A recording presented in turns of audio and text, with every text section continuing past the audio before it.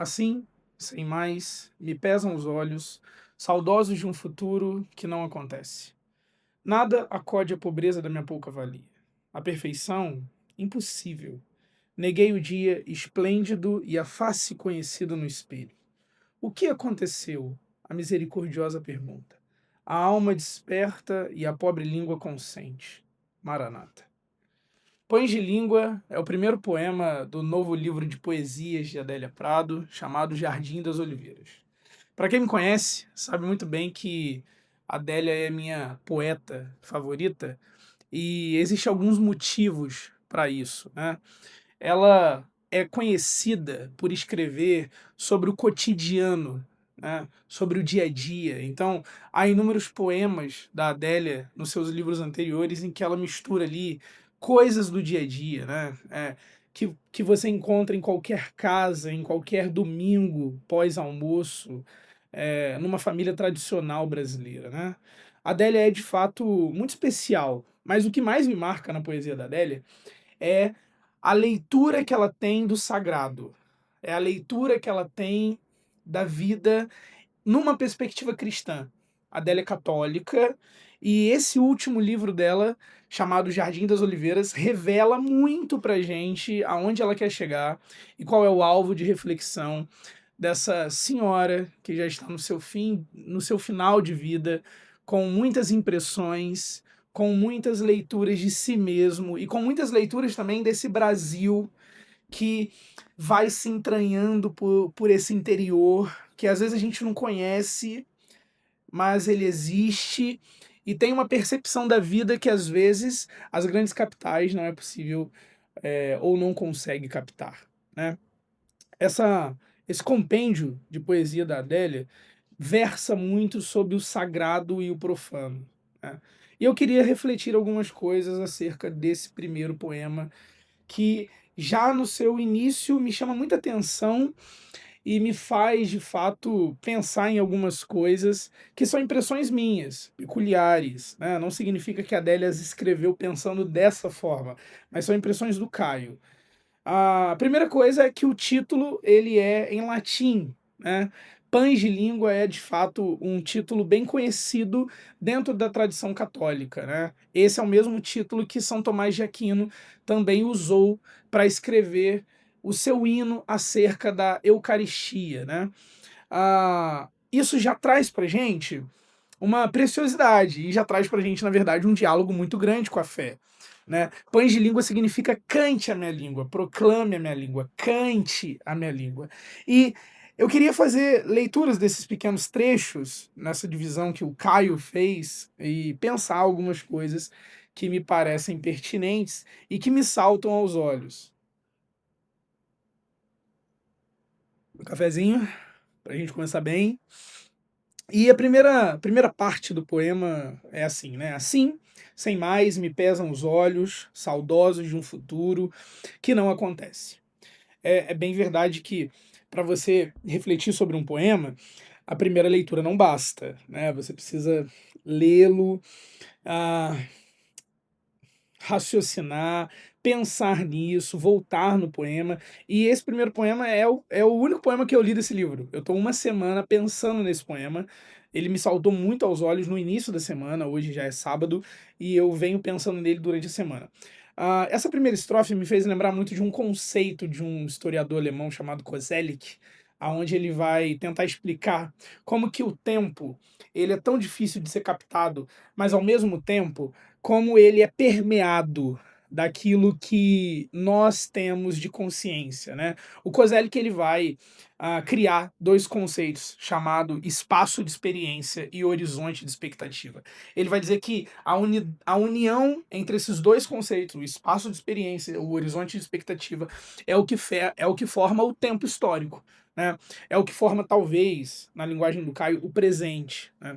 E o que que seria isso? O espaço de experiência é a reunião de tudo aquilo que nós vivemos, de tudo aquilo que nós aprendemos, de todas as nossas experiências. Elas moldam, de fato, aquilo que a gente vai criar de horizonte de expectativa do futuro. Então, os dois conceitos eles são indissociáveis. A expectativa de futuro que eu possuo, ela é recheada e ela é permeada do espaço de experiência que eu vivi. Isso daqui é muito interessante porque, na verdade, a Adélia vai falar: "Me pesam aos olhos, saudosos de um futuro que não acontece". Essa tensão aqui acerca do tempo não é estrita da Adélia. Não é estrita de uma senhora já dos seus 80 e poucos anos, quiçá até mais, ah, de final de vida. Isso daqui é uma experiência que todo mundo, quando para pensar no seu dia, quando para pensar na expectativa de futuro, vai perceber que essa expectativa de futuro é construída a partir de um espaço de experiência. E isso muitas vezes se torna doloroso, porque o futuro que nós aguardamos, que nós construímos como expectativa, muitas vezes reflete um passado de experiência que não é agradável. E aí aqui eu lembro uma das frases que mais me marcou de Gabriel Garcia Marques, em um dos seus livros, é que existir é ter que enfrentar as tormentas da memória. E aí repare, se existir é ter que enfrentar as tormentas da memória, é bem provável também que os nossos futuros, as nossas expectativas de futuro sejam também permeadas a ser com esses tormentos do passado. Então isso é muito precioso, porque na verdade todo mundo vai viver isso. Os olhos de todos nós, seja em momentos distintos, seja no início da vida, seja no meio, seja no final. Em algum momento, os nossos olhos vão ser pesados de um futuro que não aconteceu, de que não acontece, ou de que acontece diferente do que a gente esperava. Mas ela continua porque, na verdade, essa impressão de tempo vai construir uma Adélia e vai construir uma esperança. E ela vai falar: nada acode a pobreza da minha pouca valia. E aí ela ecoa uma frase: a perfeição impossível. E isso daqui é uma percepção de alguém que enfrentou a vida com dignidade e honestidade e percebeu que, de fato, existe uma pobreza, uma miséria pertinente ao ser humano. Todos nós somos limitados. Aqui é a Adélia descobrindo ou lembrando aos seus leitores que nós somos limitados, que nós possuímos fraquezas, que nós possuímos miséria. E ela ecoa uma frase que é muito significativa, falando: olha, a perfeição ela é impossível. E por que isso daqui é importante? Porque, repare, quantos de nós vivem uma vida buscando de fato perfeição, buscando de fato esse estado inalcançável para todo ser humano? Se a condição que pertence ao ser humano é uma condição de limitação, de miséria, é bem lógico e é bem consequente que as nossas vidas serão limitadas, que as nossas vidas não alcançarão tal perfeição.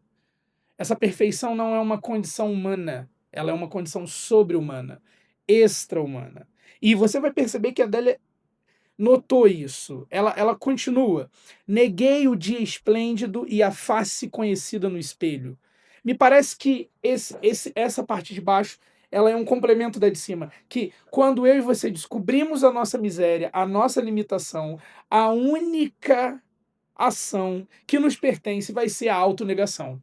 E isso daqui é recheado de evangelho. Isso daqui é recheado de cristianismo, porque repara, o eco ou o grande chamamento do cristianismo, do evangelho, é de fato a autonegação. Mas repare, e isso daqui, em certo nível, é muito agostiniano, vem muito de Santo Agostinho, de que só é possível se autonegar se a gente tem uma visão adequada de si mesmo.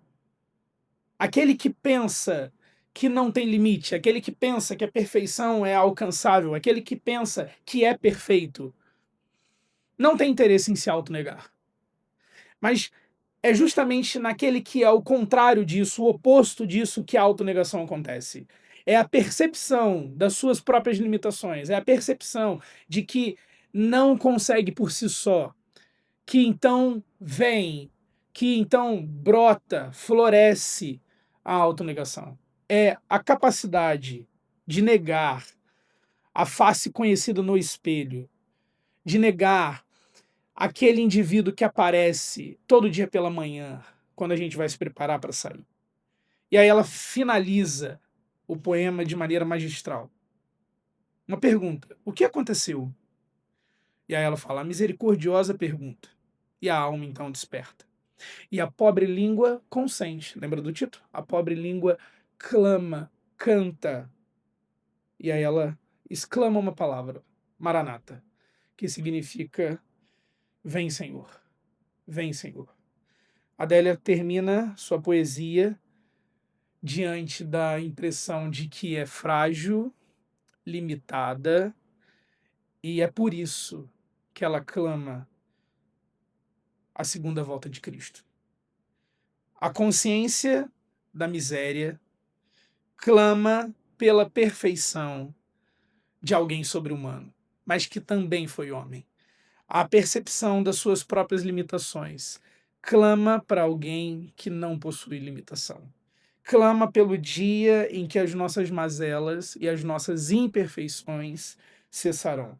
Adélia termina convidando ou exclamando, esperando a segunda vinda de Cristo, e é dessa forma que ela encerra o seu primeiro poema, mas talvez é dessa forma que ela tem escolhido encerrar a sua carreira. É a poetisa, ou a poeta, como você preferir, repousando a sua pena, repousando as suas palavras no Senhor da palavra, naquele que a palavra é perfeita, naquele que a palavra é completa. Esse poema da Adélia, de fato, é muito bonito e é muito significativo. Eu queria falar sobre isso hoje e eu espero que você tenha gostado, tá bom?